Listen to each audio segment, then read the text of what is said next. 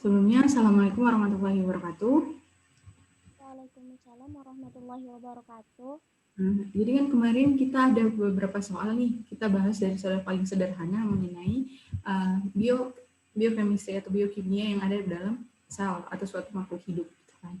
Jadi Azra, kemarin kita udah bahas nih, apa sih pasangan yang tepat antara lemak dan lipid, pati dan polisakarida. Gitu kan. Jawabannya yang tidak tepat itu pati dan asam amino, sebab pati itu bukan asam amino, pati merupakan polisakarida dari turunan dari karbohidrat gitu ya.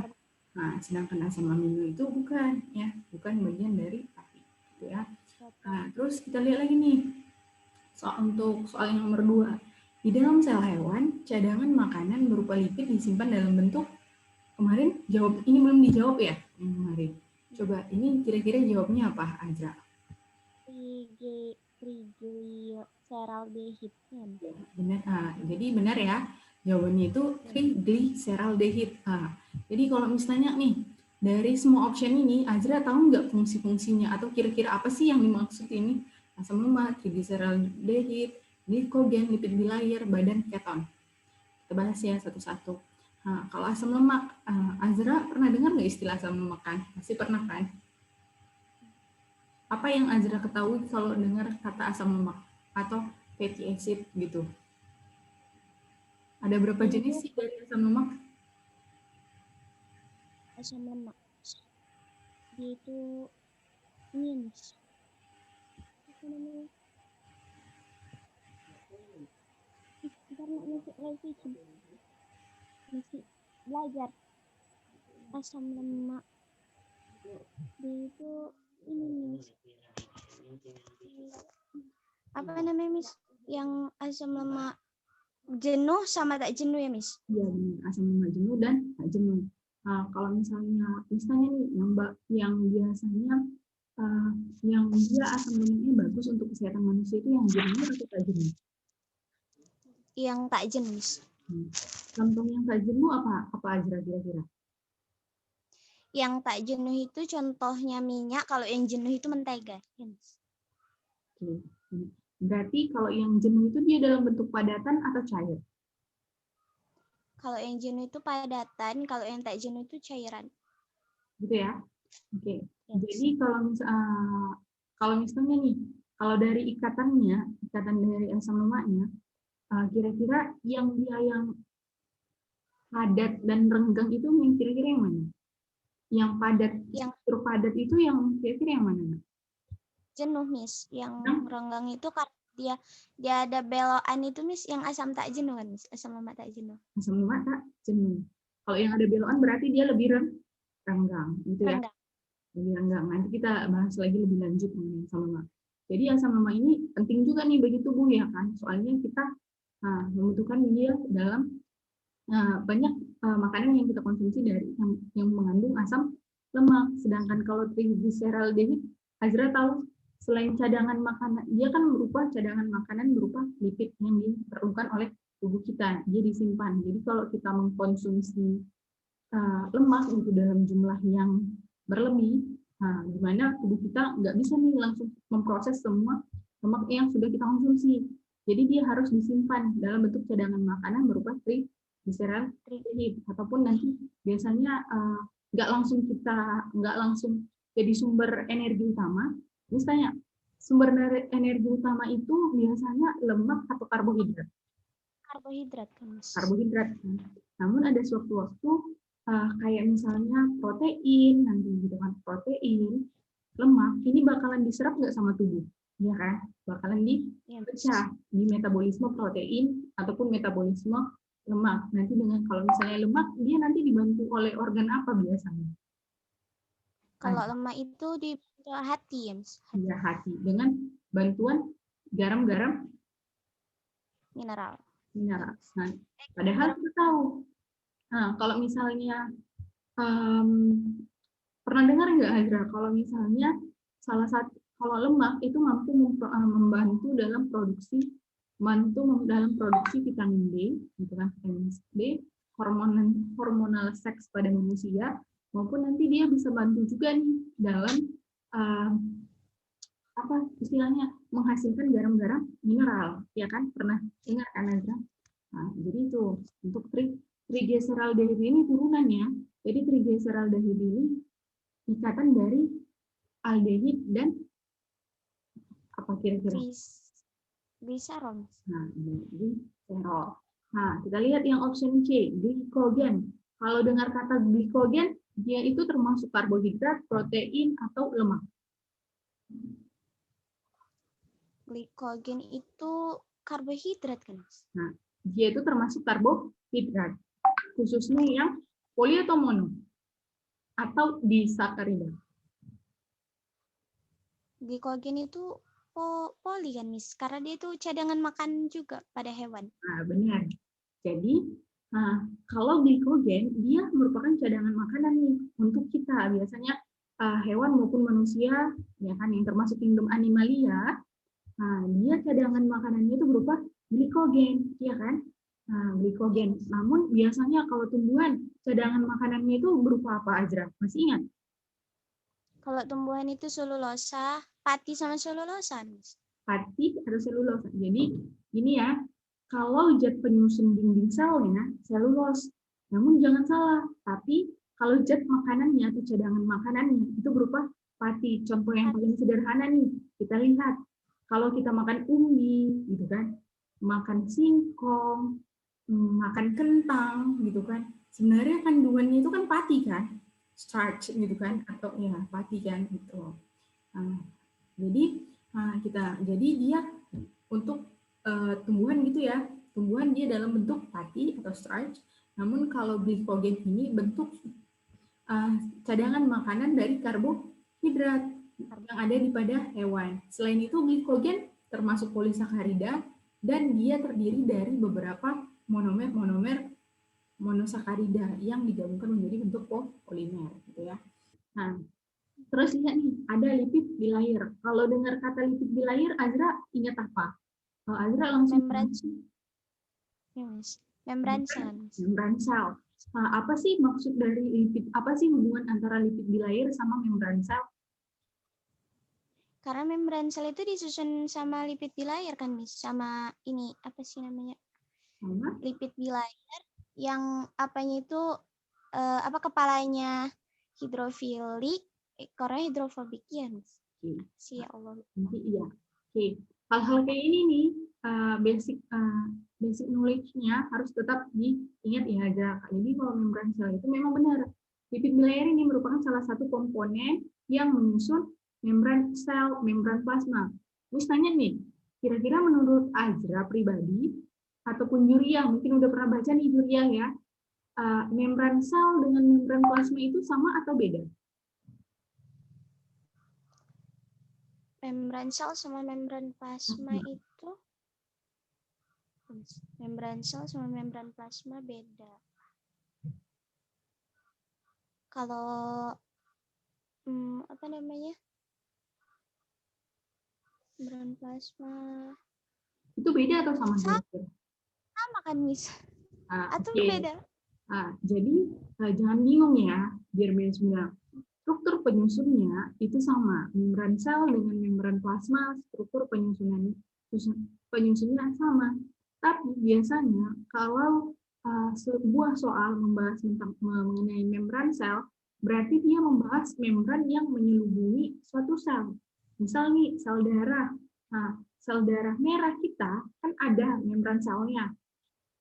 Dia punya membran sel nggak kira-kira? Punya kan? Nah, membran sel, ini membran sel atau suatu membran kayak misalnya apa ya? Kita ambil contoh, kita lihat misal kita lihat nih balon, ya kan? Balon itulah membran selnya. Nah, tapi kalau misalnya membran plasma, nah kita ambil contoh dari sel hewan nih, sel hewan. Di sel hewan ada nggak organel? Ada. Jadi organel-organel ini diselubungi oleh membran lagi kan? Iya, Miss. Nah, ada yang diselubungi oleh membran, ada yang tidak diselubungi oleh membran, ada yang diselubungi oleh double membran, ada yang cuma satu, ada yang tidak sama sekali, ya kan? Nah, kalau nanti itu kita bahas lagi lebih lanjut ya. Nah, jadi kalau misalnya yang tadi Miss bilang kalau dia yang membran plasma itu merupakan membran yang menyelubungi organel-organel ini. Nah, gitu. Jadi ruang lingkupnya yang berbeda. Namun kalau struktur dan fungsinya hampir sama, gitu ya? Atau malah sama-sama sama, gitu ya. Nah, tuh. Kalau badan keton ini malah apa? Badan keton itu mengarah kemana kira-kira? Apa namanya, keton bukannya mengarah ke karbohidrat ya, Mas? Badan keton itu artinya gimana?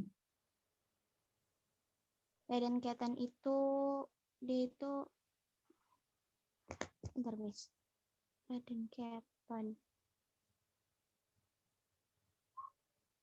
Nah, dia jadi biasanya dengar, mungkin kalian ada yang masih awam dengan istilah ini atau mungkin ada nih pernah baca gimana gitu ya. Nah, jadi kalau badan keton ini dia lebih mengarah ke arah molekul yang dapat larut pada air. Nah, contohnya molekul yang dapat pada air yang berikatan dengan ikatan keton gitu. Ya. Nah, jadi dia molekul yang larut pada air. Ada beberapa jenis. Nah, jadi kita lihat nih. Jadi tadi kita lihat bahwa cadangan makanan berupa lipid disimpan dalam bentuk gliseraldehid. Kalau dia cadangan makanan berupa karbohidrat, berupa cadangan makanan pada hewan, nah itu kan, dia disimpan dalam bentuk glikogen yang berupa glikogen. Nah, ini kalau pada tumbuhan disimpan dalam bentuk pati, ya kan, untuk karbohidratnya. Nah, kita lihat lagi nih. Nah, lihat nih. Jadi kita bahas sekilas mengenai makromolekul ya. Di sini. Tadi mungkin udah ada yang bahas. Jadi Juria nih, mungkin pembahasannya belum sampai sini ya di SMP. Atau udah baca-baca karena udah masuk grup Olimpiade. Misalnya udah baca ya. Jadi untuk Ajra sama Juria nanti dibaca lagi nih lebih lanjut mengenai makromolekul. Yang Miss jelasin ini cuman garis-garis besarnya. Jadi biasanya yang Miss perhatikan dari soal-soal Olimpiade, kalau dia bahas makromolekul, gitu kan, kalau kita lihat di 2011 tadi, dia masih berdasarkan fungsinya, fungsi dari suatu makromolekul, gitu kan, Kak, atau sebab dari suatu makromolekul. Tapi nanti kalau kalian perhatikan dari mulai KSK 2018, kalau nggak salah, ya kan, 2018 sampai 2020, nanti yang 2021 ini juga, dia KSK-nya itu sudah melihat analisis studi masalah kan. Nah, jadi kalian harus punya nih basic knowledge-nya mengenai makromolekul.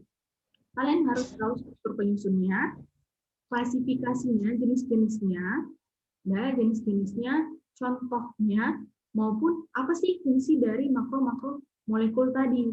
Nah, yang paling sering itu makromolekulnya itu yang termasuk komponen organik. Nah, komponen organik itu yang dia memiliki karbon pada ikatannya, gitu kan? Nah, oke, jadi lihat, di sini ada beberapa jenis makromolekul yang Miss ambil. Ini yang biasanya kita butuhkan nih sebagai makhluk hidup. Ada karbohidrat, protein, lipid, sama asam nukleat.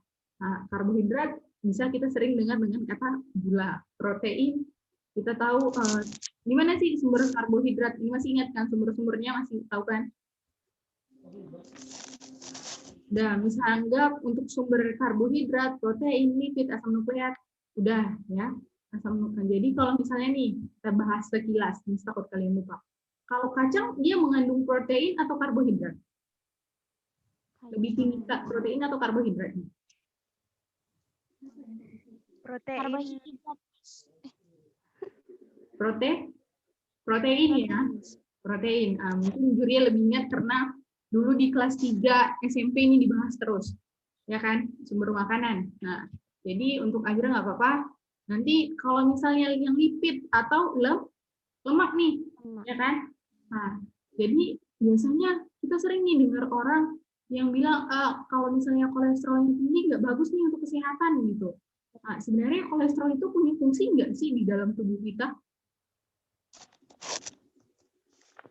Punya, Miss. Dia itu bagian steroid kan, Miss? Iya, kolesterol itu merupakan contoh dari steroid, bagian dari steroid, benar ya. Steroid itu sangat dibutuhkan oleh tubuh dalam pembentukan kolesterol, gitu kan. Nah, jadi kita lihat nih, kalau lemak atau lipid tadi ada beberapa jenis, ada yang disebut steroid atau kolesterol, atau ada juga nih yang tadi dalam bentuk cadangan makanannya yaitu triglyceride. Nanti di metabolisme lipid bentuk sederhananya itu dipecah menjadi bentuk triglyceride gitu ya. Nah, jadi ada juga dalam bentuk fosfolipid. Nah, fosfolipid ini merupakan lemak yang berikatan dengan fosfat, ya karena sedangkan ada asam lemak yang jenuh maupun tak jenuh yang tadi kita bahas. Nah, jadi kalau kalian lihat yang tadi Miss bilang sebutkan bahwa lipid ini punya fungsi yang sangat besar bagi kita. Namun ingat jumlahnya harus seimbang di dalam tubuh.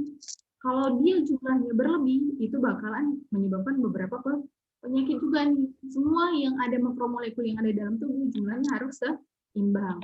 Nah, jadi lihat, kalau lipid, ini dengar, bahwa kalau kolesterol itu salah satu yang membantu dalam proses pembentukan vitamin D. Kolesterol juga bantu dalam pembentukan milk salt atau garam-garam empedu, dan juga dalam pembentukan hormon seks hormonal yang ada pada manusia maupun hewan gitu ya nanti ya. Nah, ini kalau tadi asam lemaknya kita udah bahas sedikit ya. Nah, jadi misalnya, sedangkan kalau karbohidrat, lihat karbohidrat sendiri ini merupakan apa sih fungsi utama dari karbohidrat? Membentuk energi, Miss. Sumber energi utama, ya kan, pembentukan energi. Jadi kalau misalnya kita lihat nih di dalam metabolisme tubuh manusia, karbohidrat kan yang paling sederhana dalam proses pemecahannya. Itu metabolisme. Jadi karbohidrat sendiri ada 3 jenis yang harus kalian lihat berdasarkan jumlah dari ikatan sakaridanya atau gulanya. Ada monosakarida, disakarida, polisakarida. Nah, kalau monosakarida dia hanya terdiri satu monomer sakarida. Contohnya ada glukosa, fruktosa, galaktos. Kalau disakarida dia terdiri dari 2 monomer glukosa atau 2 monomer gula, gugus gula gitu kan, sakarida gitu. Dan polisakarida terdiri dari 3 maupun lebih. Dari namanya aja diingat ya. Nah, itu mudah serasa diingat. Jadi kalau misalnya disakarida ini, kan tadi Miss bilang, dia itu bentukan dari 2 monomer sakarida yang berikatan nanti membentuk suatu jenis disakarida. Contohnya ada maltosa, ada sukrosa. Nah, biasanya kalau maltosa ini ada di mana sih? Glukosa sama glukosa. Oh, maltosa itu. Di mana sih? Ada di susu ada nggak kira-kira maltosa?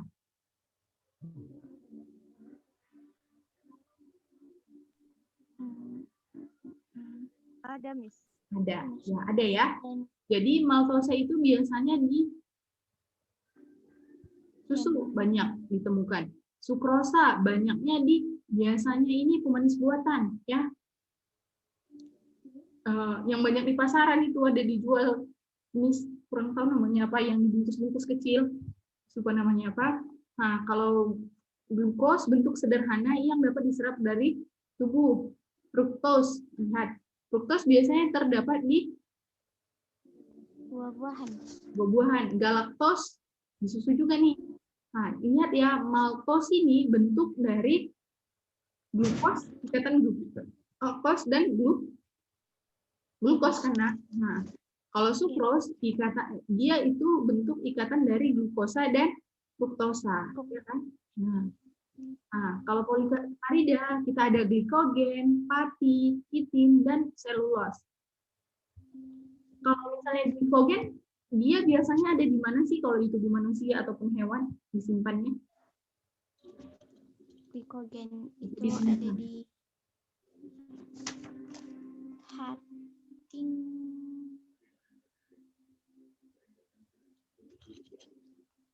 Kalau kalian makan, misalnya nih, kalau kalian makan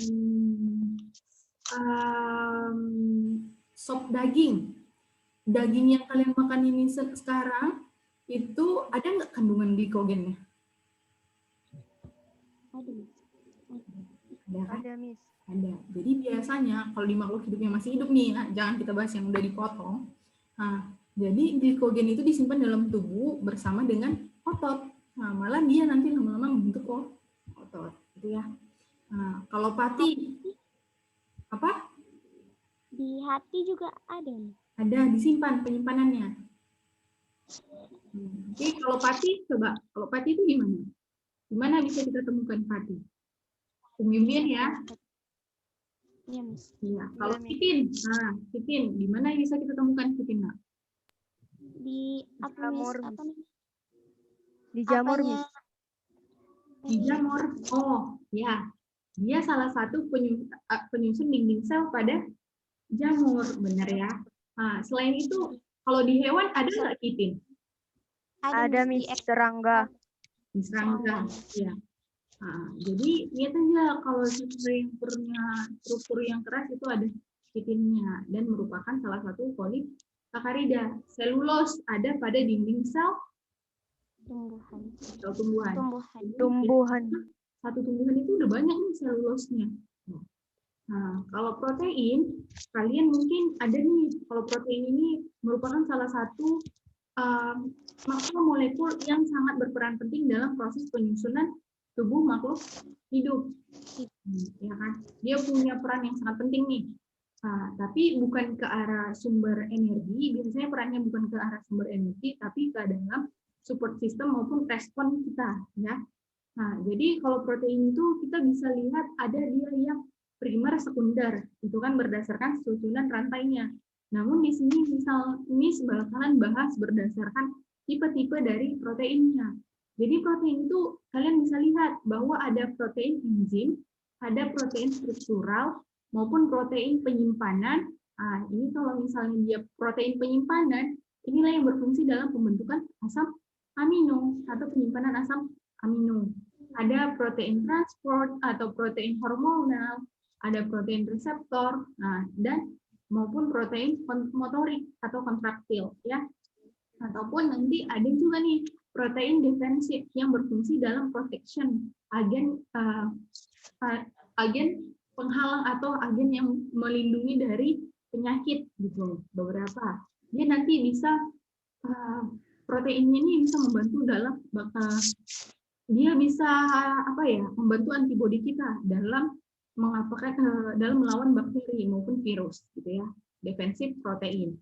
Nah, jadi kalau misalnya nih dari sini aja kita tahu bahwa protein itu punya fungsi yang sangat beragam, dari mulai misal enzim mempercepat reaksi suatu reaksi kimia kan. Nah, jangan lupa ini ya nak. Nah, yang paling sering kita lihat mungkin di enzim pencernaan nih. Gimana sih caranya proses pencernaan itu bisa berlangsung cepat sampai kita bisa menyerapnya gitu, sampai proses metabolisme dan lain-lain gitu kan.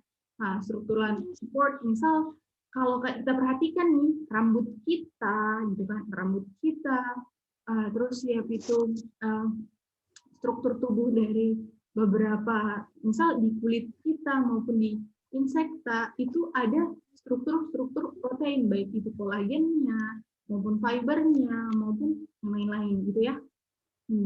Dan gitu ya. Miss rasa kalian bisa baca ini sendiri. Nanti kalau kalian mau PPT-nya Miss bakalan upload di psikologi ya. Misalnya nanti cek aja nanti untuk di kelas 10 Miss bakalan masukin ya. Tapi ini karena baru perdana Miss masuk di kelas 10, nanti Miss buat folder atas nama Miss ya, Joy ya. Oke. Nah, ya, Miss. Kalau asam nukleat, tadi lipid kita udah bahas kan? Asam nukleat. Nah, asam nukleat ini salah satu yang berperan penting dalam tubuh apalagi ini makhluk hidup ya kan.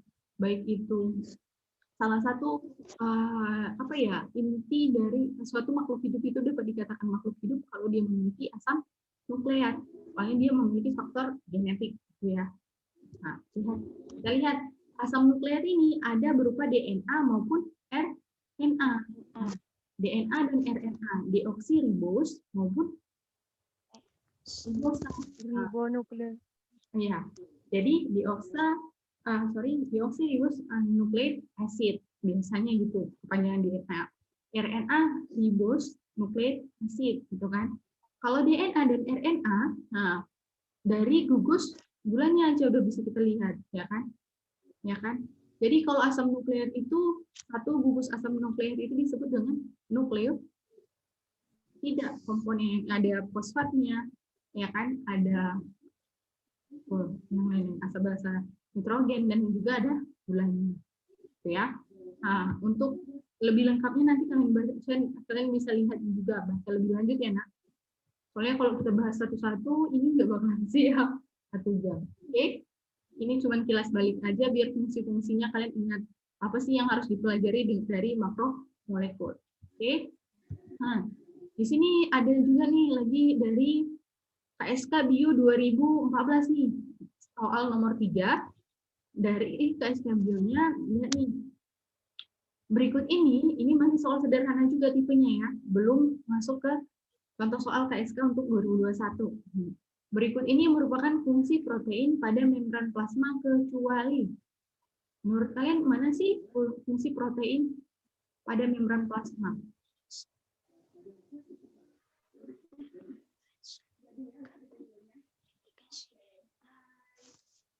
Berikut ini merupakan fungsi protein pada membran plasma. Kecuali ya.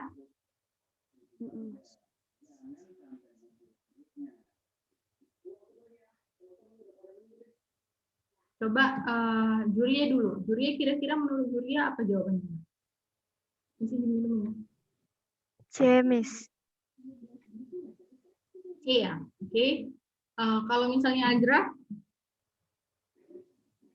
Antara Miss. Ajra kayaknya D, Miss. Oke. Terlihat. Jadi menurut Ajra D, menurut Juria C. Oke, jadi jawabannya kurang tepat nih, baik Ajra maupun Juria. Soalnya fungsi protein pada membran plasma. Oke, ingat ya, garis bawain membran plasma kecuali. Kita lihat nih, jawaban yang benar itu yang replikasi DNA. Miss mau nanya nih, untuk Azra nih, kira-kira Azra udah pernah nggak baca mengenai sintesis protein? Iya, Miss. Sintesis DNA protein. asam nukleat, Miss. Sintesis protein yang dia ada transkripsi translasi waktu diproses replikasi DNA, sorry. Maksud Miss, yang replikasi DNA-nya itu replikasi DNA berlangsung di mana kira-kira? Di sitoplasma. Di ini ribosom di sitoplasma ya, Miss, ribosom bebas. Di sitoplasma, biasanya sitoplasma ya. Nah, jadi lihat nih. Jadi jawaban yang paling tepat itu yang replikasi DNA. Sebab kalau fungsi protein pada membran plasma, lihat ya, dia berfungsi dalam angkutan zat melintasi membran. Kalau misalnya nanti kita bahas nih mengenai transportasi zat, ada transport aktif dan pasif. Kalau misalnya Azra masih ingat, kayaknya Azra ingat deh, ini soalnya pelajaran semester 1. Oke?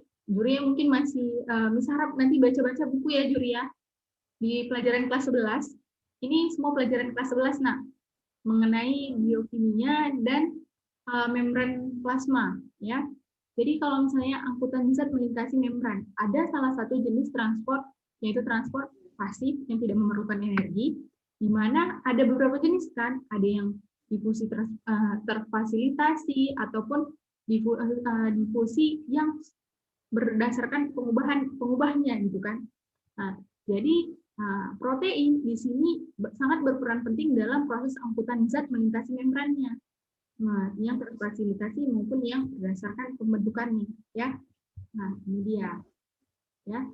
Jadi dia baik itu nanti biasanya itu yang paling sering digunakan protein integral, ya, protein integral. Oke. Kalau katalis dalam sel, nah, ada beberapa nih enzim. Enzim yang membantu di proses membranplasmanya nanti. Nah, protein yang berbentuk enzim, gitu ya. Kalau yang C, transmisi sinyal yang diterima oleh suatu hormon di luar sel ke dalam proses kimia di dalam sel. Nah, ini juga nih, salah satunya contohnya yaitu protein perifer atau protein tepi. Yang D, pembentukan hubungan antara dua membran sel yang berdekatan. Jadi protein sangat membantu dalam proses tight junction. Kan ada beberapa jenis nih, ada tight junction, ada gap junction. Nah, kalau tight junction, dia ini nih fungsinya pembentukan hubungan membran sel yang berdekatan. Kalau gap junction, nanti dia malah ke arah komunikasi sel, gitu ya. Itu di pelajaran kelas 11 Julia. Nah, jadi jawabannya kecuali yang Nah, ingat nih. Nah, jadi kita bahas nih mengenai struktur dari membran di sini. Nah, kita ambil struktur membran sel. Nah, kita ambil ya bagian terluar. Ini kan sel hewan nih. Bagian terluarnya kalau di sel hewan membran sel. Namun kalau di sel tumbuhan tidak ya, ada dinding sel. Setelah itu baru membran sel. Nah, membran sel dia disusun atas membran lipid bilayer, ya kan, dan juga protein, membran protein. Kalau kita lihat nih protein lipid bilayer, membran lipid bilayernya, dia itu terdiri dari dua lapisan lipid, ya kan, lipid bilayer, gitu kan. Nah, jadi kalau kalian lihat, tadi kata Kak Azra nih, Julia, bahwa ada bagian hidrofobik dan ada bagian hidrofilik.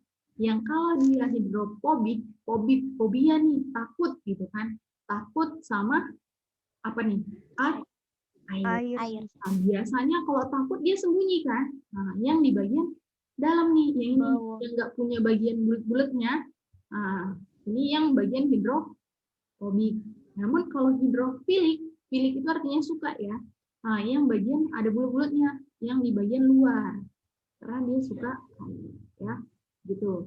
Ini secara garis besar aja. Nanti kalau dibilang struktur membran sel itu ada istilah model mozaik membran. Ya kan pernah dengar apa yang dimaksud model mozaik membran? Harap kalian bisa baca lagi gimana sih maksudnya, kalian pahami lebih jelasnya. Ya. Nah, sedangkan untuk membran proteinnya, di sini ada protein integral, yang ini protein integral. Yang ini protein perifer. Jadi gimana sih ini bedanya? Kalian lihat aja, integral ya kan. Nah, kalau integral itu dia mau terhubung nih keduanya, masuk ke dalam, ya. Nah, terhubung masuk ke dalam. Tapi kalau perifer dia cuma ada di tepi. Selain itu ada juga nih beberapa komponen lain yang terdapat di bagian membran sel. Kalau kita lihat nih, kalau dia ada glukosa yang berikatan, yang melekat di bagian sisi protein, dia disebut glikoprotein. Namun, kalau ada glukosa yang langsung berhubungan atau berikatan, yang menempel di bagian lipid, dia disebut glikolipid. Nah, sedangkan kalau ada lemak nih, yang dia di sini, biasanya warna orange di sini, di bagian, di antara ada yang lemaknya warna ini, namun dia tidak membentuk struktur lipid bilayer, dia disebut sebagai kolesterol. Ini nanti kalian ini. Dan juga ada glycocalyx. Nah, glycocalyx ini juga salah satu yang berpengaruh nih. Nah, ini nih glukosanya, karbohidratnya. Nah, glycocalyx ya. Nah, jadi cara mudahnya kalau dia bagian luar, dia disebut sebagai daerah apa nih? Outer membran, sedangkan yang di bagian dalam internal membran, ya kan? Atau bisa disebut sebagai bagian ekstraseluler membran yang di luar, yang di dalam bagian intraseluler membran, gitu ya, di dalam sel, gitu ya. Oke, jadi lihat di sini bagian sitoplasmanya, di sini bagian luar selnya, ya kan? Ya. Oke. Nah, di sini nih. Jadi ada nih, ini untuk KSK 2000, ada juga nih bahas mengenai membran sel dan membran plasma. Bahas tentang membran sel dan membran plasma itu yang dia berdasarkan analisis soal yang udah mulai tinggi nih, maksudnya ada studi masalahnya. Ya, nanti di 2021, insya Allah KSK-nya itu bakalan gini model soalnya, tipe soalnya. Ya, ambil dari nomor 2 di KSK Bio 2019. Coba, mungkin Azra udah pernah lihat soal ini. Ya kan Azra? Jadi lihat ya. Gambar berikut ini menunjukkan mekanisme transport glukosa dari saluran pencernaan atau gut lumen. Nah, gut lumen ini atau bisa disebut juga di bagian epitel, di bagian usus halus. Melintasi sel epitelial usus halus mencapai cairan ekstraseluler. Lihat ya, ada beberapa pernyataan nih. Nah, biasanya di soal KSK yang apa, dia optionnya cuma 4. Nah, lihat, tentukan apakah pernyataan benar atau salah. Ya, jadi dia kalau KSK nanti dia udah dalam bentuk kita nentuin ini benar atau salah statement yang akan ditanyakan. Gitu. Yang A, transfer glukosa dari saluran pencernaan ke sel epitelial usus tidak tergolong pada transport aktif karena tidak menggunakan ATP seperti halnya pada pompa natrium kalium atau ATP tidak ditampilkan pada gambar. Nah, menurut kalian yang A ini benar atau salah? Yang A salah, Miss. Salah ya, benar. Iya. Nanti kita bahas nih, kenapa bisa salah, kenapa bisa benar. Yang B, kira-kira? Karena salah juga, Miss. Karena transfer glukosa dari sel epithelial usus cairan ekstraseluler melibatkan transport pasif, maka peningkatan laju transport hanya bergantung pada gradien konsentrasi glukosa. Ini salah. Oke. Yang C, oralit yang dikonsumsi oleh penderita diare berfungsi untuk menyediakan suplai glukosa dan natrium sehingga air lebih banyak diserap oleh epithelial usus. Ini benar atau salah? Benar, Miss. Apa? Benar. Benar. Oke, benar ya. Yang D, mungkin Juria agak bingung ya, Nak. Nanti kita bahas ya. Yang D, aliran darah pada kapiler usus akan menjaga kadar glukosa pada cairan ekstraseluler tetap rendah sehingga transport glukosa dari saluran pencernaan dapat terus berjalan. Ini kira-kira gimana? Ya. Benar, Miss. Aliran darah pada kapiler usus akan menjaga kadar glukosa pada cairan rendah sehingga transport glukosa dan salur. Benar ya. Nah, jadi jawabannya yang A salah, B salah, C benar, dan D benar. Nah, ingat nih, kita lihat dulu dari gambar yang di bawah. Jadi ini merupakan contoh dari sel epitelial usus. Kita lihat nih, dari gambar ini dibagi jadi 3. Bagian intestinal lumen, ya kan, intestinal lumen. Yang ini intestinal epithelium dan cairan ekstraseluler, ya kan? Nah, kalau intestinal lumen berarti dia di bagian usus halusnya kan? Iya, berarti di bagian dalam nggak ini kira-kira? Iya kan? Iya. Nah, di bagian luar. Itu mudahnya ya. Kalau dia bahas epitelnya berarti bagian paling luar dari usus halus. Nah, kalau kalian lihat nih, ada pili yang membantu dalam proses penyerapan agar lebih cepat ya kan, seri-seri makannya agar lebih cepat ya. Jadi lihat nih. Nah, jadi dari sini kita bakalan lihat nih ada bentuk dari pompa natrium kalium. Nah, pompa natrium kalium itu secara teorinya kita tahu bahwa pompa natrium kalium itu dia termasuk transport pasif atau transport aktif? Aktif ya. Kenapa, Miss? Nah, kita lihat nih. Jadi ini nih yang tadi Miss maksud. Ada pasif transport dan ada aktif transport. Jadi perbedaannya itu dari energinya. Membutuhkan energi ataupun tidak. Jadi kalau yang aktif transport dia membutuhkan energi ataupun ATP. Nah, jangan salah nih. Misal nanti ada satu statement yang nyatain gini, proses transfer aktif tidak dapat berlangsung jika hanya menggunakan sumber cahaya, gitu. Itu menurut Azra salah atau benar? Benar, Miss. Tidak Benar, dapat ya? berlangsung. Jadi energinya itu selain dalam bentuk KTP, energi di sini juga bisa dalam bentuk cahaya. Jadi cahaya itu sumber energi di sini, passive transport ya. Nah, sedangkan untuk passive transport dia tidak membutuhkan energi, karena perpindahan molekulnya dapat terjadi secara langsung tanpa ada bantuannya molekul lain ataupun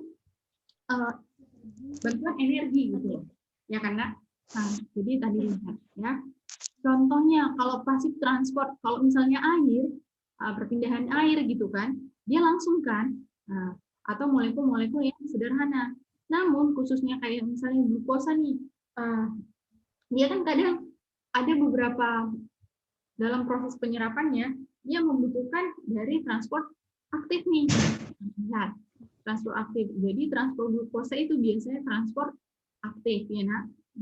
Ini pernyataan ini dari tadi aja kita udah tahu bahwa yang A ini yang A ini salah ya. Terus karena transport glukosa dari sel epitelius ke cairan ekstraseluler melibatkan transport pasif, maka peningkatan laju transport bergantung pada gradien konsentrasi glukosa. Lihat, di sini ada dua pernyataan yang tidak tepat.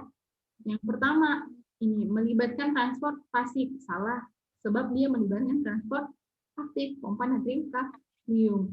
Nah, maka peningkatan laju transport hanya bergantung pada gradien konsentrasi glukosa. Nah, lihat ya, kalau dalam proses transport aktif, khususnya pompa natrium kalium, jadi sekarang yang harus diperhatikan itu, lihat ya, kalau di bagian, jadi harus pompa natrium kalium ini ada karena dia itu harus menjaga jumlah natrium maupun kalium yang ada di dalam sel. Kalau kekurangan natrium, gitu kan, itu karena dia akan didorong ke dalam nih, gitu, ya. Oke. Sorry, kalau nanti dia kalau misal di dalam sel nih kekurangan natrium, ya pasti yang Miss bilang kok jadi kebalik Miss ya, gitu, ya. Jadi berdasarkan jumlah natrium ataupun kalium yang dibutuhkan di dalam selnya, bukan berdasarkan gradien konsentrasi glukosanya, ya. Nah, kalau yang C, kenapa kira-kira nih yang C itu statementnya benar?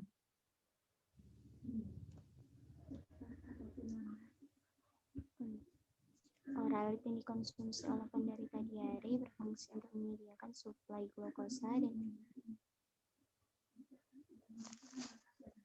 fungsi oralit. Oralit itu apa? Pernah nggak minum oralit? Itu sih Miss, dia kayak obat apa namanya? Dia itu meredakan apa? Dehidrasi, kekurangan air kan, Miss? Emang di dalam oralit itu apa aja yang ada? Jadi di oralit itu misalnya aja ada glukosanya, ada airnya, kandungan air yang tinggi, terus itu ada garam NaCl-nya, dan juga ada gulanya, itu oralit. Ya, jadi dia membantu nih kalau ada garam di sini, dia ini akan membantu dalam proses penyediaan suplai glukosa dan natrium. Dari komponennya aja kita udah tahu kan bahwa oralit itu mengandung natrium dan glukosa. Jadi ini benar ya. Yang D, aliran darah pada kapiler usus akan menjaga kadar glukosa pada cairan ekstraseluler tetap rendah sehingga transport glukosa dari sel pencernaan dapat terus berjalan. Ini menurut Azra gimana? Apa sih alasannya ini benar? Aliran darah pada kapiler usus.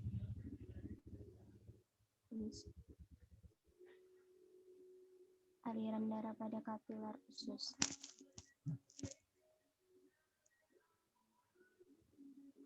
Karena si aliran darah pada kapiler usus ini kan itu kayak apa namanya?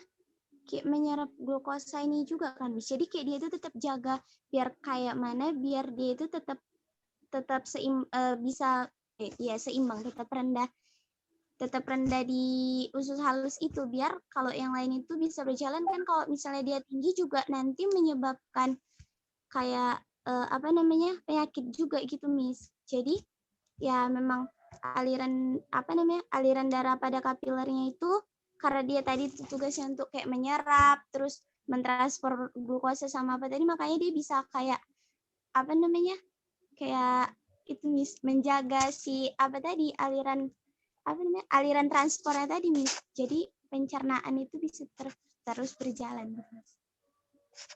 Ya, jadi kurang lebih Andra udah dapat poinnya. Mungkin lihat ini.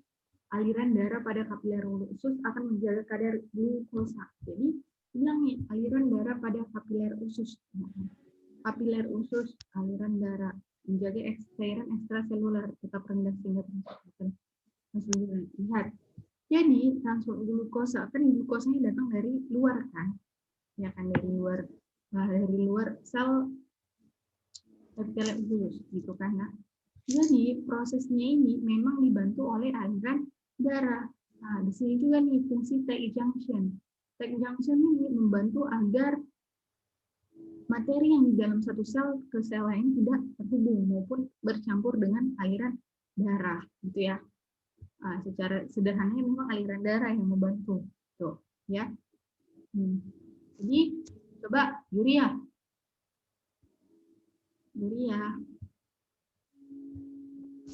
Ya, Miss. Nah, kalau menurut Yuria sendiri nih, berdasarkan soal ini, apa kesulitannya, Nak? Kalau dia dalam bentuk soal analisis?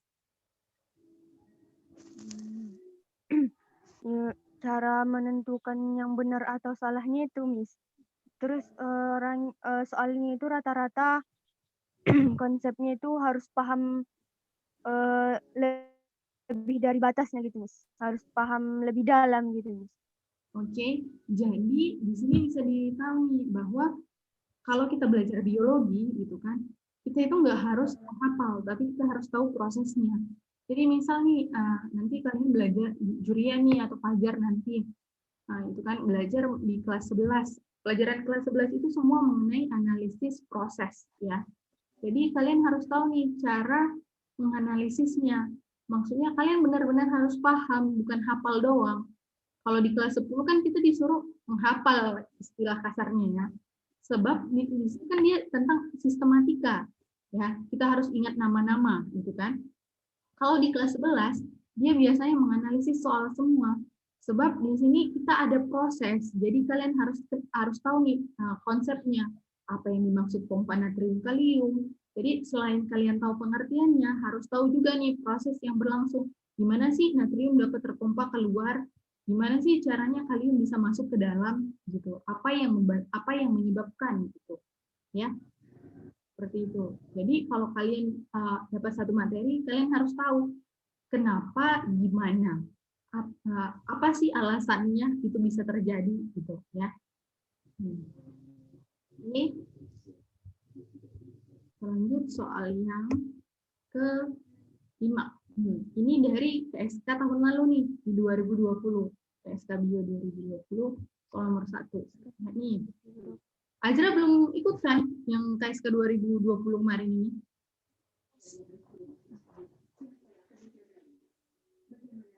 Azra? Belum, Miss.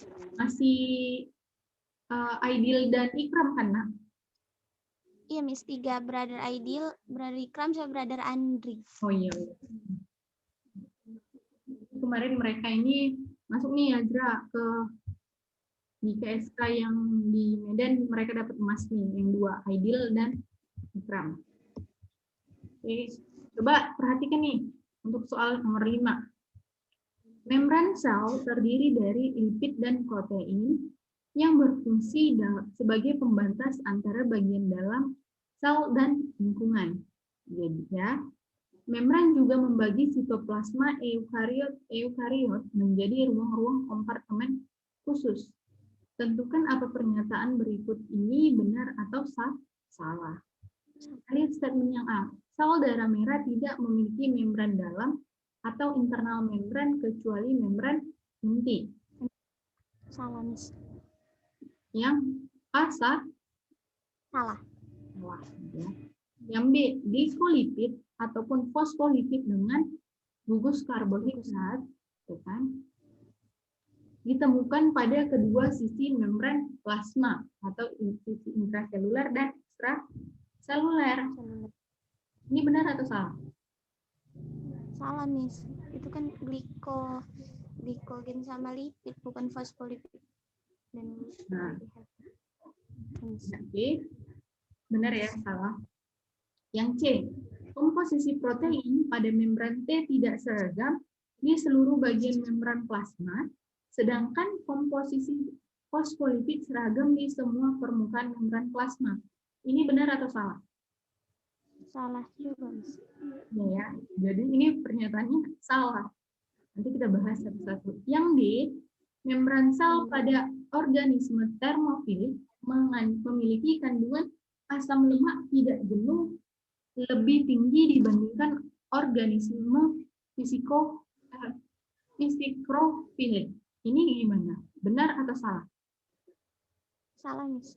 Salah ya. Kita bahas nih satu-satu. Kenapa? Kita bahas dari statementnya dulu. Jadi membran sel itu kan tadi Miss bilang dia tersusun atas membran lipid bilayer dan juga membran protein, ya kan? Kalau membran lipid bilayernya tadi ada beberapa contoh nih, ya kan? Jadi fosfolipid. Kalau yang protein ada protein integral dan protein peripheral. Nah, membran sel memiliki fungsi-fungsinya. Dia sebagai tempat transportasi zat berlangsung, ya kan, Nak? Nah, selain itu, apalagi fungsi membran sel, kira-kira Azra? Fungsi membran sel itu untuk penyaringan, enggak, Miss?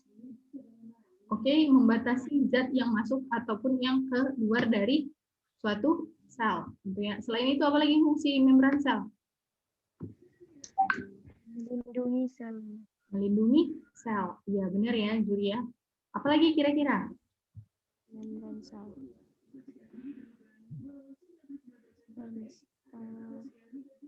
Transfer molekul, ya kan, Miss? Nah, ya, pokoknya banyak. Nanti kalian baca lagi nih. Kalian harus tahu. Ini ini apa sih fungsi-fungsi dari membran sel, gitu ya. Nah, jadi yang A ini dari pernyataannya itu membran juga membagi sitoplasma eukariot menjadi kompartemen khusus. Ya, maksudnya ini. Kita lihat yang pernyataan A. Sel darah merah tidak memiliki membran dalam atau internal membranes kecuali membran inti. Sebelum ke situ, Miss mau nanya, sel darah merah punya inti sel tidak? Enggak, Miss. Tidak ya. Jadi dari sini aja kita tahu bahwa sel darah merah itu tidak memiliki internal membran, sebab biasanya internal membran itu ada di bagian nukleus. Nah, internal membran atau membran dalam, ya kan? Ada outer membran, ada inner membran atau internal membran gitu ya. Nah, biasanya di nukleus, ada di kloroplas, ada di mitokondria, ya kan? Di situ ada yang double membran yang kita bisa temukan. Selain itu, sel darah merah atau eritrosit itu tadi Miss bilang tidak memiliki nukleus, mitokondria maupun ribosom. Kalau mitokondria kan double membran juga nih, nukleus juga. Ribosom kira-kira punya membran tunggal atau tidak memiliki membran? Ribosom tidak memiliki membran. Biasanya di Campbell edisi 9-10 ini ada dibahas. Gimana sih ribosom itu termasuk yang memiliki membran atau tidak? Enggak, Miss. Enggak punya. Enggak ya. Dia struktur yang kompak atau padat gitu ya ribosom. Sebab dia fungsinya sebagai sintesis protein. Ya, fungsi utamanya. Nah, di mitokondria bisa nggak sintesis protein berapa berlangsung? Mitokondria. Di mitokondria sintesis protein dapat berlangsung. PR ya, Zra. Nah, Julia juga. Nah, selain itu, kalau kita lihat nih, ternyata sel darah merah ini tadi kan dia tidak memiliki inti. Padahal kalau kita tahu proses mitosis, meiosis biasanya berlangsung di dalam gimana proses pembelahan sel berlangsung? Inti sel. Inti sel. Inti sel, Miss. Nah, jadi dia tidak dapat melakukan mitosis maupun fosforilisasi maupun oksidasi sel dan juga pembentukan protein. Nah, jadi dia langsung hancur nih. Jadi berapa lama sih suatu sel darah merah dapat bertahan hidup? Sel darah merah dapat bertahan hidup berapa lama? Atau nggak langsung dihancurkan gitu? 100 hari. 100 hari. 120 hari ya. Jadi itu nih fungsinya. Jadi dia tidak dapat membelah diri sendiri, dia butuh bantuan. Dalam proses pembentukannya itu dari bantuan sumsum tulang. Gimana nih? Sel darah merah diproduksi di mana? Di sumsum tulang belakang. Sel darah merah itu kalau kita bahas strukturnya dia bikonkav kah? Dia strukturnya bikonkav, tidak memiliki inti sel, mitokondria dan ribosom, ya kan? Nah, terus ya itu apa aja sih zat yang terdapat di dalamnya? Ada hemoglobin nggak di dalam sel darah merah? Ada, Miss. Ada zat besi? Apa, Miss? Zat besi ada nggak kira-kira? Ada, Miss. Ada. Ada kan? Nah, jadi Miss harap untuk sel darah merah, sel darah putih, kalian baca lagi nih. Ya, leukosit, eritrosit, trombosit juga gimana sih proses penyembuhan luka itu biasanya ada juga masuk, tapi kalian lebih ke arah analisis nanti trombosit atau sel darah keping-keping darah gitu ya bahas. Terus lihat nih, internal membran adalah gabungan membran dan organel yang memodifikasi, mengemas dan mentransfer lipid dan protein. Jadi maksudnya gabungan membran tadi itu yang bagian dalamnya. Oke, jadi lihat nih. Yang tadi sama itu levelnya. Yang B, glikolipid atau fosfolipid dengan gugus karbohidrat tidak ditemukan pada kedua sisi membran plasma atau sisi intraseluler maupun ekstraseluler. Jadi yang sisi intraseluler itu yang ke arah sitoplasma, yang ekstraseluler itu ke arah luar sel ya, gitu kan Nak? Nah, jadi kita lihat nih dari gambar struktur sel ini aja, struktur membran sel. Glikolipid ada nggak di bagian dalam? Nggak ada, Miss. Tapi di bagian luar ada. Di bagian luar, Miss. Bagian luar. Jadi dia hanya terdapat di bagian luar. Tidak ada di bagian dalam, hanya pada satu sisi, tidak ada di kedua sisinya, gitu ya. Yes. Yang C, kenapa sih salah komposisi pada membran sel tidak seragam di seluruh permukaan membran plasma? Pernyataan ini benar. Namun, sedangkan komposisi fosfolipid seragam di semua permukaan membran plasma ini salah. Soalnya, kalau fosfolipidnya sendiri itu ada beberapa jenis nih. Nah, jadi yang pertama itu ada kelompok fosfatidilentahanolamine. Nah, ini fosfatidilentahanolamine yang terdiri dari 30% nih. Dia termasuk salah satu penyusun utamanya pada membran sel. Nah, baik itu di sel darah merah, ini komponen di sel darah merah ya. Nah, jadi selain itu apalagi nih yang ada? Yang menyumbang 30% lainnya ada si sphingomyelin. Nah, ada juga nih urutan lainnya fosfatidilentolin ya, ada beberapa jenis. Nah, tidak seragam ya jenis fosfolipidnya ya Nak, pada membran sel mamalia ya. Oke. Nah, makanya dia salah nih. Kalau yang D, sebelum ke situ, organisme termofilik itu artinya apa? Hidup di lingkungan panas, Miss. Oke, benar. Kalau fisikrofilik itu yang gimana? Organisme yang gimana? Suhu dingin, Miss. Suhu Dingin. Gimana? Dingin. Dingin, benar ya.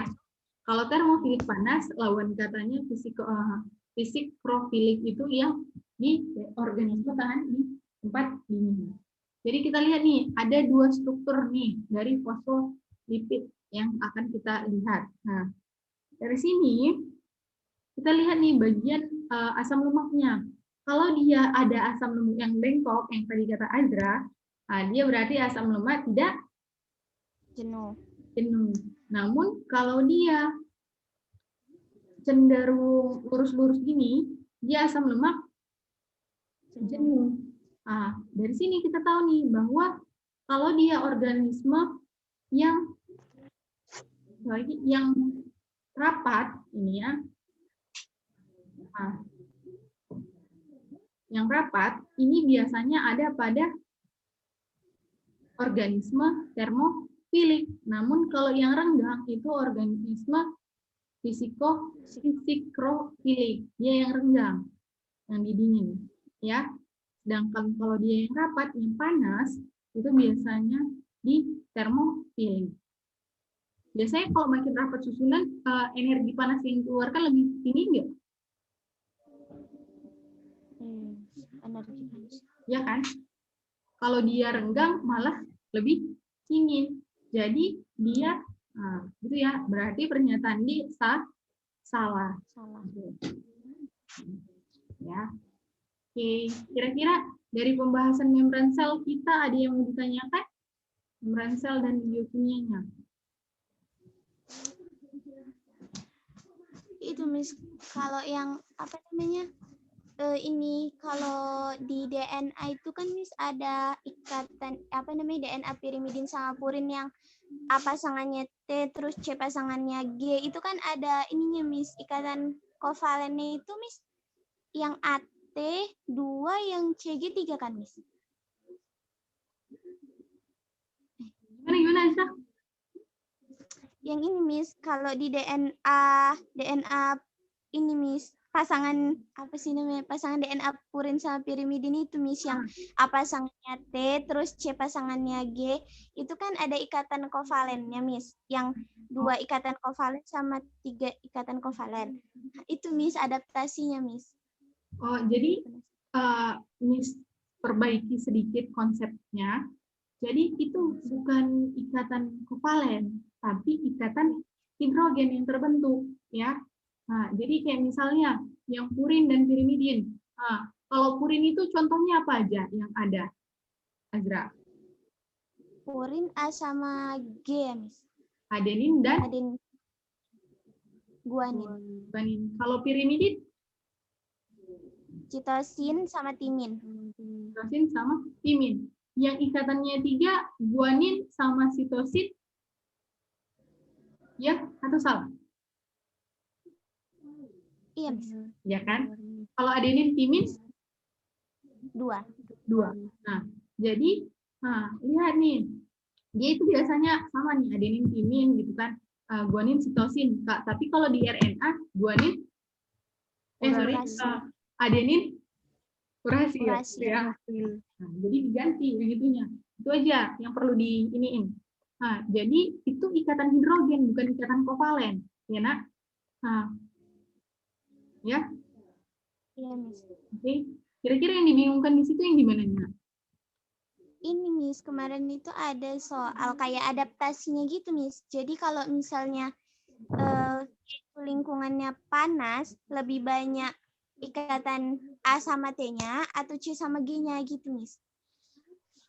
Nah, jadi Miss mau nanya nih, kira-kira hidrogen itu gitu kan, hidrogen itu gimana? Semakin tinggi, semakin banyak ikatan hidrogen, lebih gimana ya bilangnya? Kalau misalnya ada 3 ikatan hidrogen rangkap nih, ada 3 hidrogen. Menurut Azra dia bakalan lebih gimana? Lebih mudah hidup di lingkungan panas atau tidak?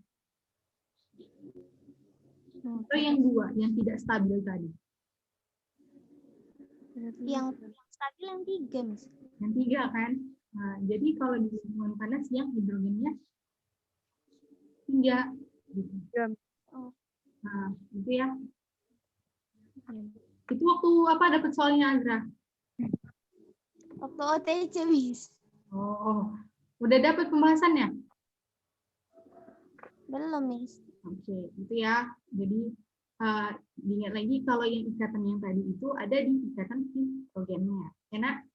Oke. Iya, Miss. Nah, jadi Miss harap kalian baca ulang nih mengenai biokimia yang ada di dalam sel. Khususnya di bab sel, kalian bahas lagi nih semuanya mengenai baik itu biokimianya, membran selnya, maupun organel-organel, dan juga komunikasi antar selnya. Nanti banyak kan materi sel?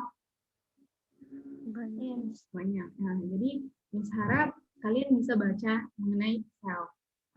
Mungkin kalau kita nanti lanjut live teaching di jam 3, terlalu cepat kan, Nak? Soalnya ini udah jam 1:30. Kalau misalnya besok kalian ada waktu? Ada, Miss. Ada, Ada? Miss. Di selesai live teaching-nya, Nak. Soalnya Miss live teaching kemungkinan piket sampai jam 12. Jadi kalau di jam-jam 3 atau jam 2 nanti Miss hubungin lagi ya setelah Miss sampai rumah. Oke. Iya, Miss.